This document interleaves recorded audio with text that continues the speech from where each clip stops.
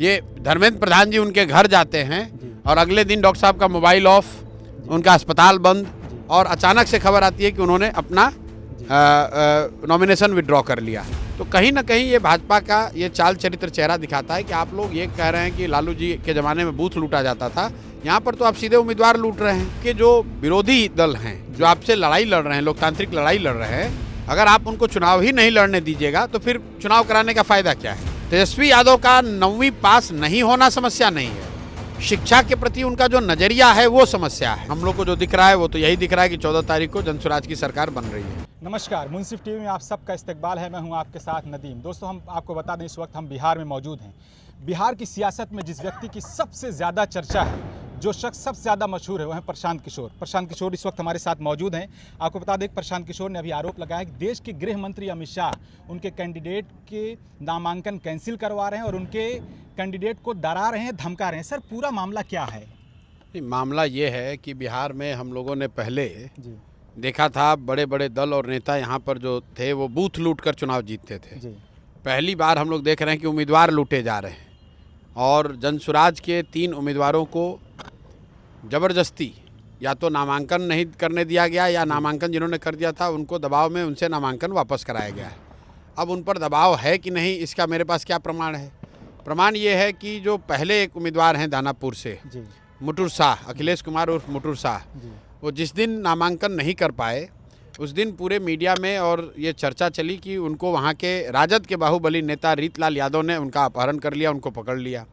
लेकिन बाद में जो तस्वीरें आईं वो तस्वीरें बिल्कुल दिखाती है कि उस दिन जो मुटुर शाह हैं वो अमित शाह जी के साथ उनका चित्र जारी हुआ है। ये आपको मैं आपके दर्शकों को दिखा देता हूँ कि उस दिन ये है, ये अमित शाह हैं, इनके बगल में मुटुर शाह खड़े हैं, ये धर्मेंद्र प्रधान है। तो जिस दिन इनको नामांकन करना था उस दिन भारत के गृह मंत्री यहाँ थे और ये साहब वहाँ से अपने क्षेत्र से गायब हो गए और अमित शाह जी के साथ बैठे थे या उनके साथ मीटिंग कर रहे थे। और जब तक नामांकन का समय रहा तब तक ये आदमी गायब रहे, अगले दिन अपीयर हुए। इसी तरीके से आप देख रहे हैं कि ब्रह्मपुर में एक उम्मीदवार जिन्होंने, ये धर्मेंद्र प्रधान जी उनके घर जाते हैं और अगले दिन डॉक्टर साहब का मोबाइल ऑफ, उनका अस्पताल बंद, और अचानक से खबर आती है कि उन्होंने अपना नॉमिनेशन विड्रॉ कर लिया। तीसरी घटना शशि शेखर सिन्हा, डॉक्टर, बहुत बड़े डॉक्टर गोपालगंज के, वो चुनाव लड़ रहे हैं। 10 रात में उनसे बात हुई, सुबह में 10 बजे तक वो प्रचार, रात में 8 बजे तक प्रचार कर रहे हैं, सुबह में 10 बजे फ़ोन पर बात हुई है, वो पूरी तरीके से हम लोग के साथ हैं। 2 घंटे के बाद पता चला कि उन्होंने नॉमिनेशन वापस कर लिया। तो कहीं ना कहीं ये भाजपा का ये चाल चरित्र चेहरा दिखाता है कि आप लोग ये कह रहे हैं कि लालू जी के ज़माने में बूथ लूटा जाता था, यहाँ पर तो आप सीधे उम्मीदवार लूट रहे हैं। तो क्या आपको लग रहा है देश के गृह मंत्री अमित शाह जनसुराज से और प्रशांत किशोर से डर गए हैं? भाई, आपको ये नहीं लगता कि गृह मंत्री भी वो काम कर रहे हैं जो गुंडे और अपराधी करते हैं? भाई, वो क्या काम कर रहे हैं बिहार की जनता को तय करना है। लोकतंत्र में आपको अपना उम्मीदवार देने का हक है, आपको अपनी बात कहने का हक है, लेकिन आपके जो विरोधी दल हैं, जो आपसे लड़ाई लड़ रहे हैं, लोकतांत्रिक लड़ाई लड़ रहे हैं, अगर आप उनको चुनाव ही नहीं लड़ने दीजिएगा तो फिर चुनाव कराने का फ़ायदा क्या है। फिर तो आप बता दीजिए कि भाई हमारा दल है, हमारी लाठी, हमारी भैंस, हम ही ठीक हैं, हम ही रहेंगे। तो लगता है कि इलेक्शन कमीशन कोई कार्रवाई करेगा? कोई कार्रवाई नहीं करेगा, क्योंकि अगर इलेक्शन कमीशन सतर्क होता, इलेक्शन कमीशन सजग होता तो स्थिति बनती नहीं। आप किसी एक वोटर को अगर वोट देने से रोक दें, प्रलोभन देकर, डराकर या समझाकर, तो उसको आचार संहिता का उल्लंघन बताया जाता है। और यहाँ सीधे सीधे उम्मीदवारों को डराकर, समझाकर, मनाकर, प्रलोभन देकर उम्मीदवारी से उनकी वापस कराई जा रही है। तो क्या आचार संहिता का ये उल्लंघन नहीं है? और अगर है तो इलेक्शन कमीशन को उस पर कार्रवाई करनी चाहिए। लेकिन मुझे नहीं लगता है कि इलेक्शन कमीशन कोई कार्रवाई करेगा। इसलिए हम लोग ये जनता के बीच बात रख रहे हैं, बिहार की जनता को ये बता रहे हैं कि मेरे भाई देख लो कि जो भाजपा अपने चाल चरित्र चेहरा की बात करती है उसका असली चाल चरित्र चेहरा क्या है। आपको क्या लगता है सर, जो देश में पढ़े लिखे हैं सिर्फ वही राजनीति करें या जो अनपढ़ हैं वो भी राजनीति कर सकते हैं? बिल्कुल कर सकते हैं, सारे लोग राजनीति कर सकते हैं। आप तेजस्वी यादव कहते हैं कि ये 9वीं फेल हैं। बिल्कुल, बात तेजस्वी यादव के 9वीं फेल होने का नहीं है। इस बात को कहा बताया जा रहा है कि कई बार सामाजिक राजनीतिक परिस्थिति आपकी ऐसी होती है कि आप फॉर्मल एजुकेशन नहीं हासिल करते हैं। बहुत गरीब घर के बच्चे हैं, बहुत सुदूर इलाकों में रहने वाले लोग हैं जहाँ शिक्षा की व्यवस्था नहीं है, आपने पढ़ाई नहीं की। लेकिन तेजस्वी यादव के माँ और बाप दोनों ही मुख्यमंत्री रहे हैं। ये DPS RK पुरम में पढ़ते थे, 9वीं क्लास वहाँ पास नहीं कर पाए, इनका कहना है कि हम क्रिकेट खेलने चले गए। तो चलिए उनकी बात मान लेते हैं कि वो क्रिकेट खेलने चले गए। क्रिकेट खेलकर उसके बाद उसको छोड़े हुए भी आज 20 बरस हो गए। तो भाई उसके बाद आपने पढ़ाई क्यों नहीं की? आप गाँव में जाइएगा, कई बार आपको महिलाएं मिलती हैं, आप पूछते हैं आप दीदी कितना पढ़े हैं, तो महिलाएं बताएंगी मैंने ग्रेजुएशन किया है। आप पूछिए ग्रेजुएशन कैसे किया, तो बताया कि जब हमारी शादी नहीं हुई थी तो हमारे गांव में 8वां तक पढ़ाई का व्यवस्था था, तो 8वां पढ़े थे। शादी के बाद मेरे हस्बैंड ने, मेरे शौहर ने मुझे पढ़ाया और मैंने मैट्रिक पास किया। फिर मेरे बच्चे हो गए तो पढ़ाई छूट गई, लेकिन जब बच्चे बड़े हो गए तो मैंने कॉरेस्पॉन्डेंस से ग्रेजुएशन किया। ये क्या बताता है? ये उस महिला का शिक्षा के प्रति जो नज़रिया है, सम्मान है, ये बताता है। तेजस्वी यादव का 9वीं पास नहीं होना समस्या नहीं है, शिक्षा के प्रति उनका जो नज़रिया है वो समस्या है। जो व्यक्ति बिहार जैसे राज्य का मुखिया बनना चाहता है, अगर वो शिक्षा का सम्मान नहीं करता है, शिक्षा के प्रति उसका नज़रिया ठीक नहीं है, तो वो कभी भी बिहार के नेतृत्व के लिए सही व्यक्ति नहीं हो सकता है। इसीलिए हम लोग उनकी शिक्षा की, फॉर्मल एजुकेशन की बात करते हैं। बाकी 9वीं पास होना और 12वीं पास होना कोई क्राइटेरिया नहीं है। क्राइटेरिया शिक्षा के प्रति आपके नज़रिए का है। जी। देश में मुस्लिम समाज में एक मशहूर है कि हाँ, प्रशांत किशोर एक पॉलिटिक्स का एक अल्टरनेट लेकर आए हैं, पूरे देश में चर्चा चल रही है। लेकिन ये भी कहा जाता है कि 2014 में प्रधानमंत्री मोदी को लाने वाले प्रशांत किशोर ही हैं। देखिए, मोदी को मैंने बनाया नहीं है, कोई किसी को बना नहीं सकता है। मोदी जी वहाँ जीत कर आए हैं तो अपने ताकत से जीत कर आए हैं, अपने प्रयास से जीत कर आए हैं, उनके दल के कार्यकर्ताओं की मेहनत से जीत कर आए हैं, जनता के वोट से जीत कर आए हैं। हम जैसे लोगों ने उस प्रयास में कंधा लगाया है और इसको कोई छुपने वाली तो बात है नहीं, सब लोग जानते हैं। लेकिन अगर आप मेरे परिचय का ये हिस्सा जानते हैं कि 2014 में मोदी जी को जिताने में हमने कंधा लगाया है, तो मेरे परिचय का दूसरा हिस्सा ये भी है कि 2014 से लेकर 2021 तक इस देश में जहाँ कहीं भी मोदी और भाजपा चुनाव हारे हैं, हराने वाला दल कोई भी हो, नेता कोई भी हो, उसके पीछे भी प्रशांत किशोर ने ही कंधा लगाया है।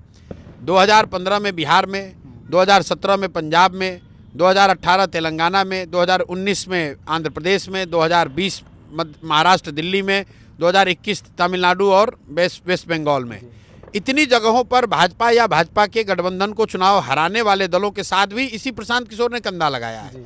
तो तय आपको करना है कि जिस आदमी के पास सलाहियत है इनके जीतने में भी कंधा लगाने की और इनको हराने में भी कंधा लगाने की, आप उसके साथ चलना चाहते हैं या ऐसे व्यक्ति, ऐसे नेताओं के साथ चलना चाहते हैं जो न खुद जीत सकते हैं न किसी को जिता सकते हैं? आरजेडी ने 18 उम्मीदवार मुसलमान समाज में से दिए हैं, आपने 34 दिए हैं। क्या आपको अभी लगता है कि जो मुसलमान समाज है वो आरजेडी को भर भर फिर से वोट देगा? देखिए, मुसलमानों में कुछ जागरूकता आई है? आप जो पदयात्रा निकाल, हमने जो बात कही है उस पर हम कायम हैं। वोट आप दीजिए या नहीं दीजिए ये आपका निर्णय है। हमने ये तय किया है, जागरूकता आई है मुस्लिम समाज में, हमने ये तय किया और घोषणा की कि मैं आपके साथ धोखा नहीं करूंगा। आपकी जितनी आबादी है उसके हिसाब से आपको सीट और आपको हिस्सेदारी दी जाएगी। साथ में मैंने ये भी कह दिया कि जिन सीटों पर पहले से मुस्लिम विधायक हैं या मुस्लिम प्रत्याशी आ रहे हैं, सीमांचल की कुछ सीटों को छोड़ दें तो ऐसे किसी सीट पर हम लोग मुस्लिम उम्मीदवार नहीं देंगे, ताकि कल हो के ये कोई न कहे कि हमने मुस्लिम उम्मीदवारों को हराने के लिए मुस्लिम उम्मीदवार खड़ा किए। बावजूद इसके हमने 34 उम्मीदवार हम लोगों ने खड़े किए हैं, जो अगर आप 43 जो सीट है जो रिजर्व है उसको हटा दीजिए तो 200 सीटों में 17% होता है। पहली बार देश यहाँ आज़ादी के बाद बिहार में किसी एक दल ने 17% सीट मुस्लिम समाज को दिया है और उन सीटों पर भागीदारी दी है जहाँ पहले से कोई मुस्लिम ना विधायक है ना कोई मुस्लिम प्रत्याशी है। अब मुस्लिम समाज को तय करना है कि उनको अपनी भागीदारी, हिस्सेदारी जो मिली है उसको वो कैसे देखते हैं। अगर वो आज भी सजग नहीं होंगे और अच्छे लोगों का चुनाव नहीं करेंगे तो निश्चित तौर पर आने वाले समय में वो लालटेन में किरासन तेल बनकर जलते रहेंगे। लेकिन ये ध्यान रखिए कि अगर आप लालटेन को आंख बंद करके भाजपा के डर से वोट देते रहिएगा तो जलेगा आपका भविष्य, आपके बच्चों का भविष्य, और रोशनी होगी लालू यादव के घर में, आपके घर के बच्चों के घरों में, आपके घरों में आपके बच्चों के भविष्य में अंधकार ही रहेगा। सर, आप बड़े कॉन्फिडेंस से हमेशा कहते हैं कि हम जन स्वराज की सरकार बनेगी। क्या जनता में वो कॉन्फिडेंस आप पैदा कर पाए हैं, जो जनता ये कहती है कि इनको देंगे तो वो जीत जाएगा, उनको देंगे तो ये जीत जाएगा? भाई अब तो जनता को जाकर आप चेक कीजिए। हम लोग को जो दिख रहा है वो तो यही दिख रहा है कि 14 तारीख को जनसुराज की सरकार बन रही है। जनसुराज की सरकार बन रही है। बिल्कुल जनसुराज की सरकार बन रही है और ये देश की राजनीति में एक नया इतिहास लिखा जाएगा। और अगर बिहार में ये बात बनी तो ये बिहार के आगे भी कहानी चलेगी। सर, जब से 2014 के बाद आप पहले ऐसे नेता हैं, 2014 के बाद आप पहले ऐसे नेता हैं जो मीडिया से बड़े आक्रामक अंदाज में बात करते हैं। ठीक है, अभी तो हम लोग नॉर्मल बात किए हैं, ये इसका रीज़न क्या है? आक्रामक अंदाज में उस मीडिया से बात करते हैं जो गोदी मीडिया है, जो कि भाजपा का, एनडीए का, सत्तारूढ़ दल का ब्रीफ लेकर आता है और आप भी मानते हैं गोदी मीडिया है? मानते क्या है, सब जानता है। तो वो लोग और उनके डर से ज़्यादातर विपक्ष के नेता उनके चैनल पे जाते नहीं हैं। लेकिन मेरा अपना तरीका अलग है।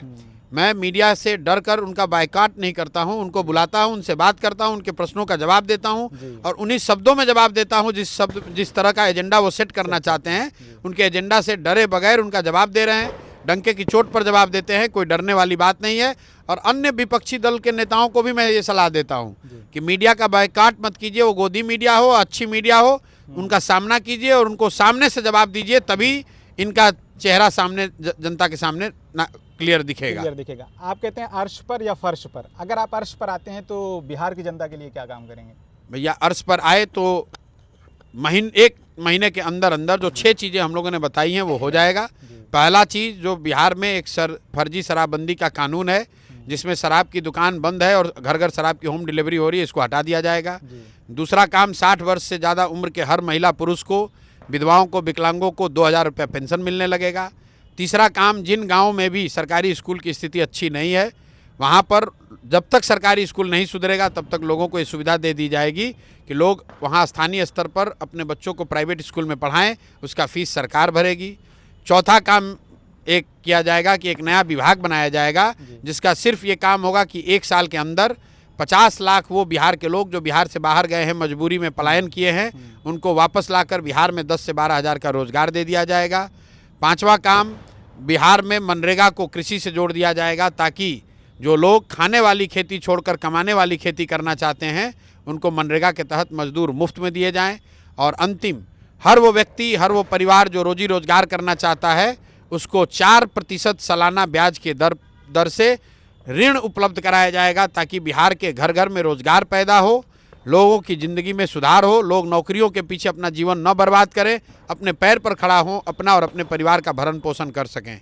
और अंतिम बात, बिहार के 100 सबसे भ्रष्ट नेताओं और अफसरों के लिए, इनको पनिश करने के लिए, इनको सज़ा देने के लिए एक नया कानून बनाया जाएगा, स्पेशल ट्रायल कोर्ट बनाए जाएंगे ताकि साल भर में इनको प्रोसिक्यूट किया जा सके और जो बिहार को लूट कर पैसा इन्होंने जमा किया है उस पैसे को वापस लेकर बिहार के खजाने में जमा किया जा सके। बहुत शुक्रिया बात करने के लिए। धन्यवाद। ये प्रशांत किशोर जी हैं जिनका साफ तौर पर कहना है कि अगर हमारी सरकार बनती है तो जिन्होंने वादे हैं उन्होंने अपने वादे गिनाए हैं। 14 तारीख के बाद की ये अर्श पर होते हैं या फर्श पर। कैमरामैन अभिषेक के साथ मैं नदीम, मुंसिफ टीवी इंडिया के लिए।